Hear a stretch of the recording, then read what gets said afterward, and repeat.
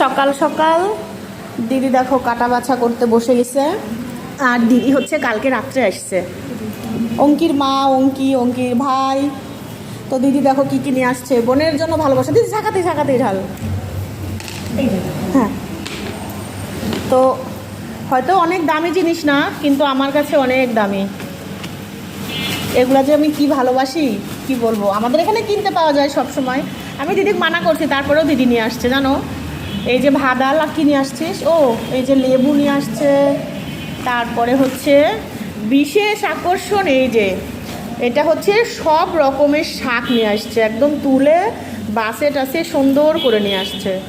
একেই বলে দিদির ভালোবাসা, বুঝলে। দামি জিনিস দিয়ে কি সব সময় ভালোবাসা যায়? আর আমরা এগুলা খুব পছন্দ করি। ও তারপরে মেন আকর্ষণ আমার পুত্তরের জন্য নিয়ে আসছে কাঁঠালের বিচি।